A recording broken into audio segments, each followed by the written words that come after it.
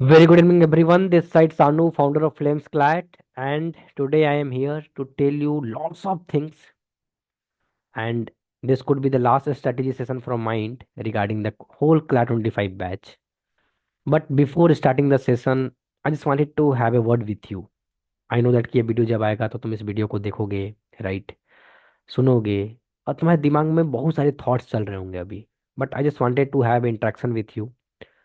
I just wanted to say you that कि ये जो तैयारी है, ये तैयारी एक मेंटल गेम का है, एक मेंटल स्टेबिलिटी का है, एक कहीं ना कहीं एटीट्यूड का है जो बहुत ही पॉजिटिव होना चाहिए.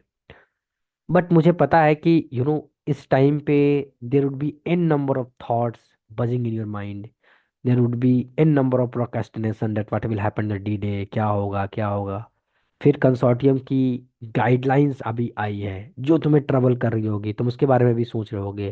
Because you have been a sincere student, you have been work day and hard, you have been did so many thing in the last 1 year, maybe in 6 month. But the point is that कि मैं चाहता हूँ कि ये तैयारी guilt free हो. मैं चाहता हूँ कि ये तैयारी रिग्रेट फ्री हो. कि कल को तुम ये ना कहो कि अगर हम एटलीस्ट इतना कर लेते तो मेरा स्कोर अच्छा बन जाता. हम डी डे पर ये नहीं करते तो मैं आज एक अच्छे नेशनल यूनिवर्सिटी में दिखता.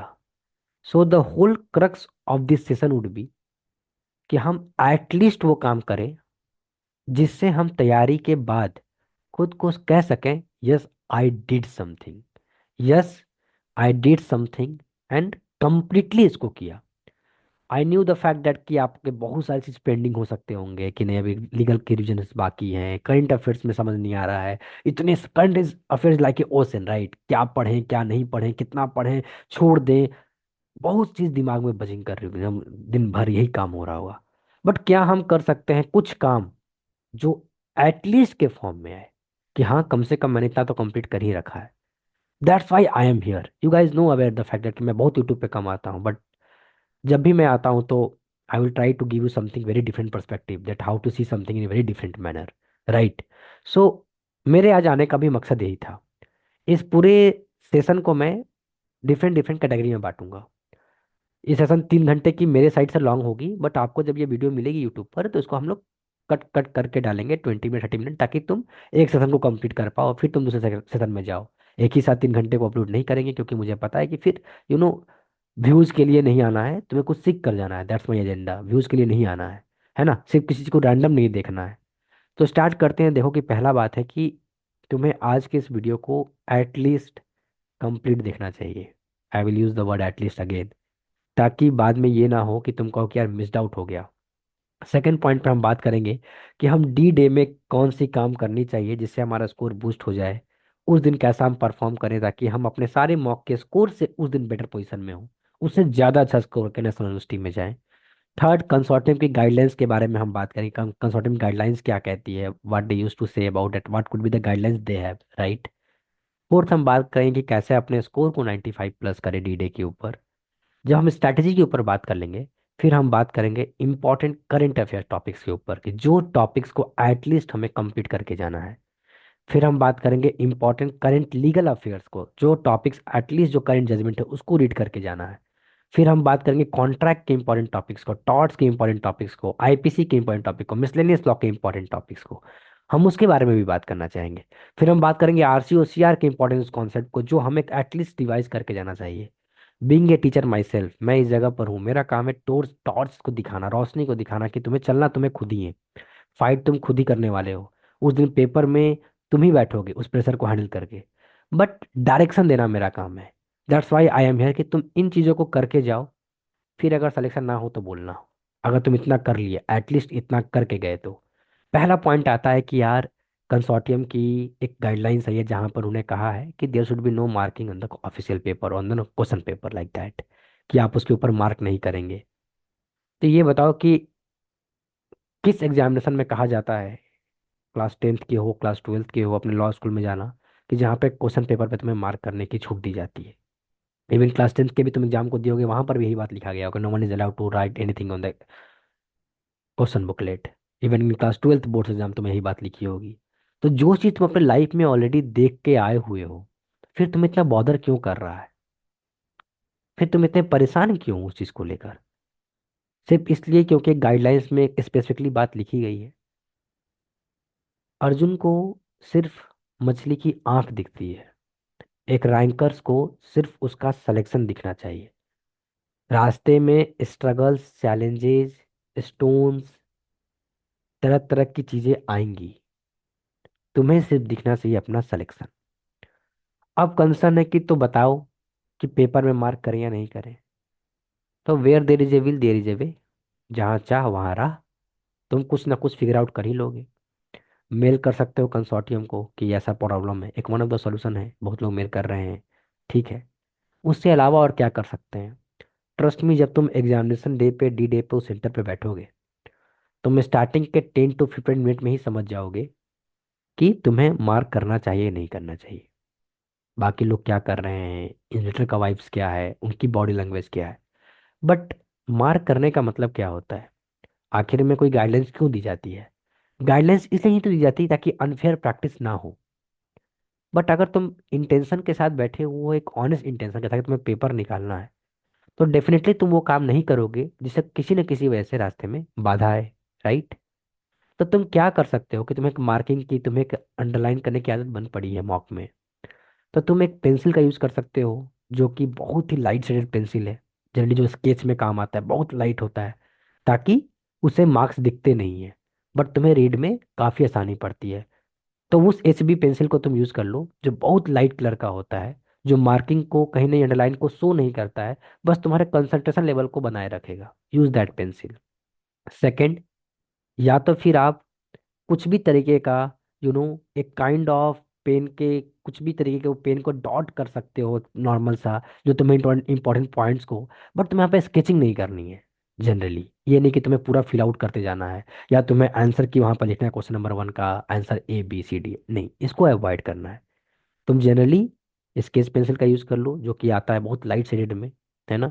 या तो फिर डॉट्स का यूज कर लो, बट कुछ लिखना नहीं, इसको अवॉइड करना। बाकी जब तुम सेंटर पे बैठोगे तो रास्ता अपने आप खुल जाएगा, मार्क माई वर्ड, कुछ भी चैलेंज नहीं आएगा। ऐसा कुछ भी नहीं होगा कि तुम्हें मिसडअप कर दिया गया।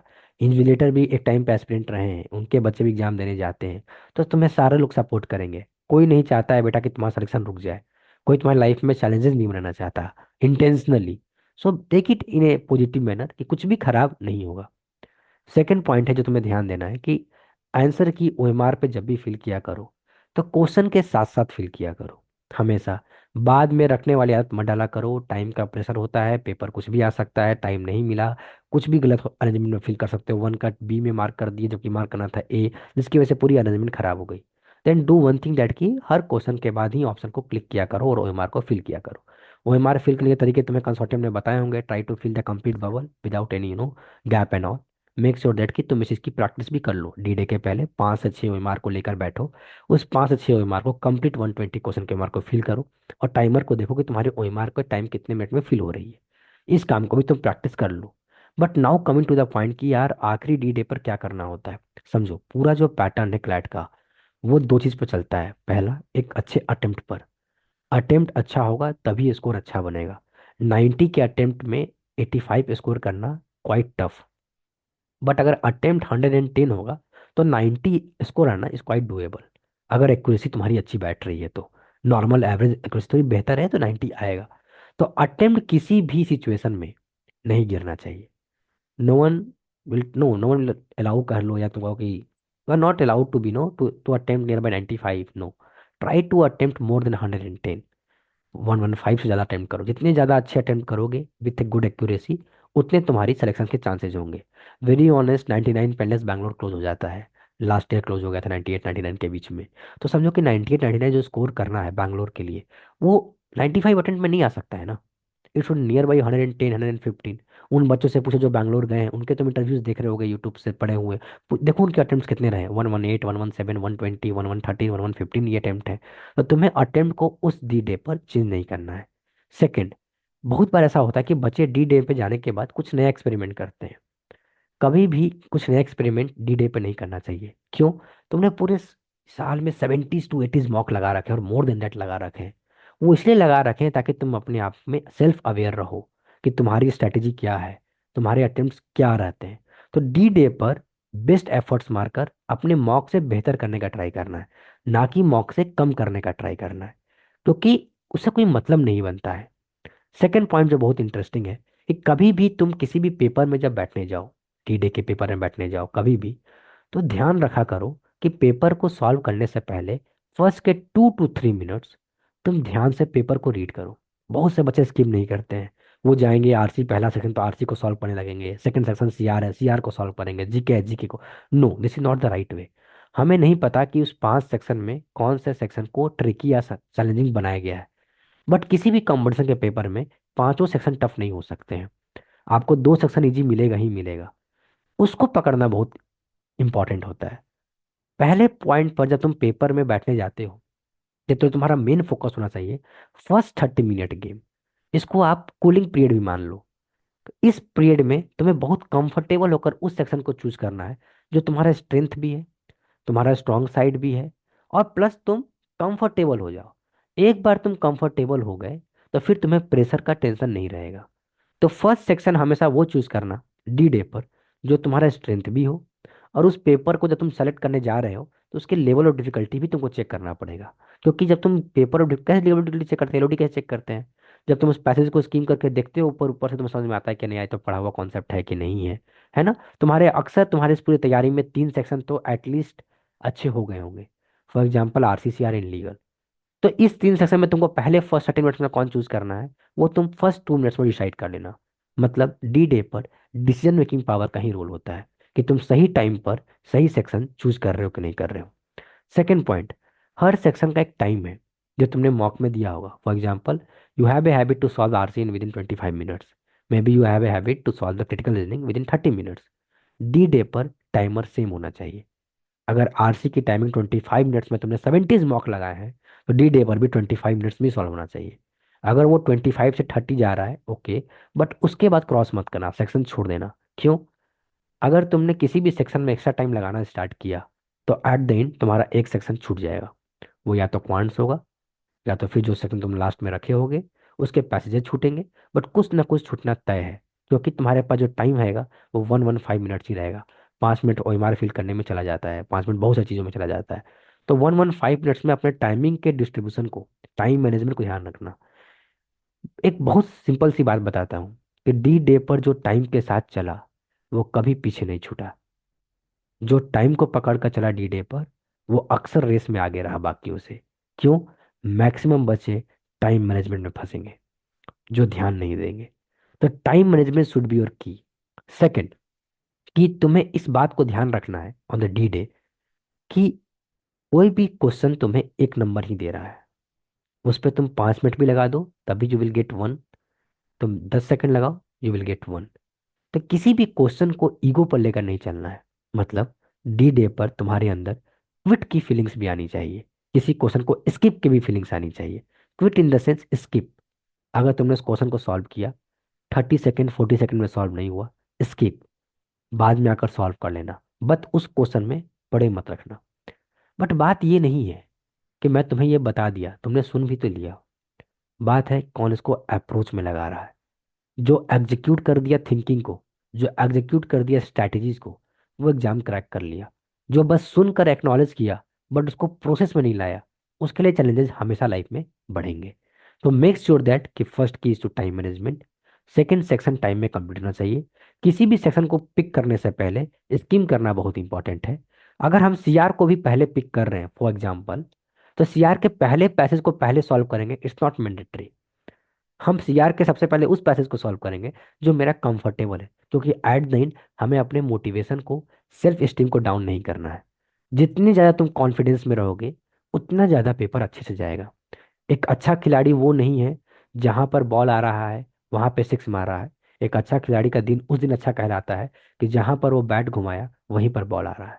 तो जब तुम्हारे अंदर कॉन्फिडेंस रहेगा, तुम देखोगे कि जिस सेक्शन को तुम टच कर रहे हो वो इजीली सॉल्व हो रहा है, क्योंकि तुमने first 30 minutes I cooling period में काफी अच्छा काम किया है। Third point is very important, कि जब भी किसी पेपर को अटेम्प्ट करने जाओ, उस पेपर के अटेम्प्ट करने से पहले 10 मिनट शांत होकर बैठा करो। Try to meditate, try to remember your journey, try to get why you are here, कितना तुमने एफर्ट्स किया, ताकि तुम्हारे अंदर वो फीलिंग्स ऑफ आई कि you have to do something, paper को देने से पहले 10 मिनट प्लीज शांत होकर, बस शांत होकर मेडिटेशन करना और फिर आराम से पेपर को लिखना। तुम्हारा देखना कि बहुत से अच्छे अच्छे क्वेश्चन, चैलेंजिंग क्वेश्चन भी तुम सॉल्व कर लोगे, क्योंकि जैसा सोचोगे वैसा ही होगा।